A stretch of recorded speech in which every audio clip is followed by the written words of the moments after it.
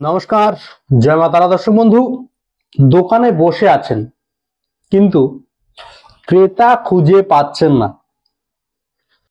আজ আপনাকে আমি দেব একদম সহজ একটি টোটকা, যা মাত্র একটি পান দিয়ে ব্যবসা বিক্রির বাড়াতে সাহায্য করবে।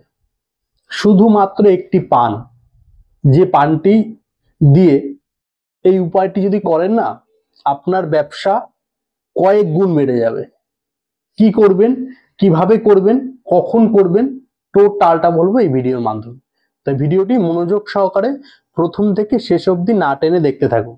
আর এই ভিডিওর মাধ্যমে যারা আমার চ্যানেলে নতুন এসেছেন তাদের সকলের উদ্দেশ্য হলো চ্যানেলটিকে সাবস্ক্রাইব করুন ও পাশে থাকা বেল আইকন প্রেস করে নোটিফিকেশন অন করে দেবেন সবার আগে এই ধরনের বিশেষ বিশেষ ভিডিও দেখবার জন্য। দর্শক, প্রথমে বলি, এই টোটকাটি করতে গেলে আপনার কি প্রয়োজন পড়বে। আপনি এক নম্বর প্রথম যেটি জোগাড় করবেন সেটি হলো একটি টাটকা পান। যে পান আমরা দেখবেন, পান যেগুলো খাওয়ার, যে পান, মিষ্টি পান হতে পারে কিংবা যে পানি, একটি পান জোগাড় করবেন যে পানটি ছেঁড়া ফাটা কিছু না থাকুক, একদম পরিষ্কার ক্লিন টাটকা একটি পান জোগাড় করুন। সামান্য কিছু লাল চন্দন জোগাড় করুন আর একটি ধূপকাঠি। এই টোটকাটি করতে গেলে একদম খুব খুব কম খরচায় আপনি করতে পারবেন। সময় লাগবে মাত্র 2 মিনিট। দর্শক, কি করবেন ভালো করে শুনুন। এবার বলছি, আপনি প্রতিদিন যখন দোকান খোলেন সেই সময় পানের পাতার উপরে লাল চন্দন দিয়ে দোকান খুললেন, দোকান খুলে বসে পুজো দিলেন, একটি ধূপকাঠি ধরাবেন, পরিষ্কার পরিচ্ছন্ন হয়ে নিজের গায়ে একটু গঙ্গা জল ছিটা দিয়ে নেবেন।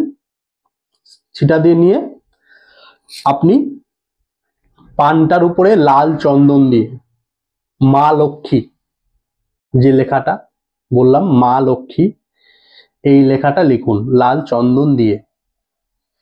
তারপর সেটি আপনার যেখানে আপনি বসেন, যেখানে আপনি টাকা পয়সা নেন, ক্যাশ নেন, সেই জায়গাটার সামনে রেখে দিন। পানটি রেখে দিয়ে দোকানের দরজায়, দোকানের প্রবেশদ্বারে সেই একটি ধূপকাঠি জ্বালাতে বলেছিলাম, সেই ধূপকাঠিটি আপনি জ্বালিয়ে আপনার দোকানের সামনে দেখান।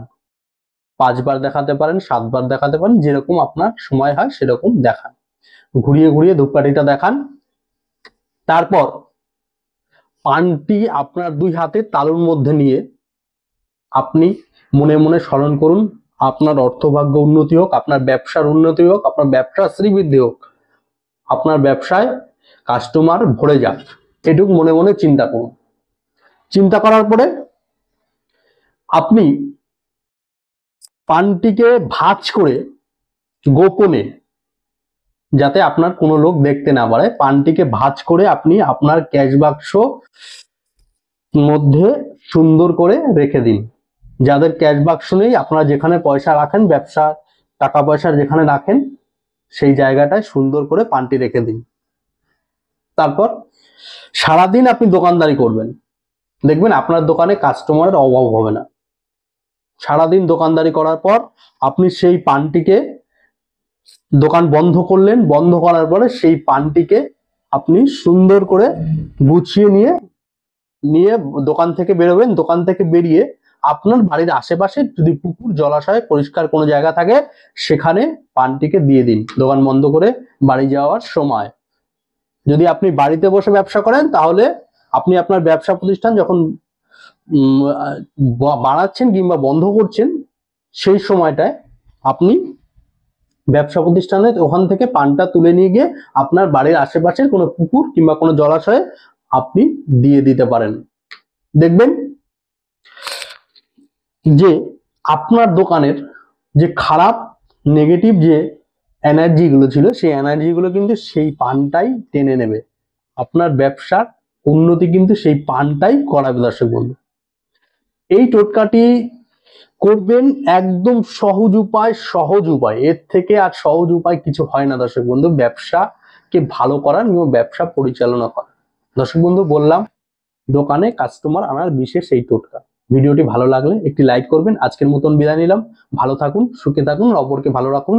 জয় মা তারা, জয় গুরু বামদেব।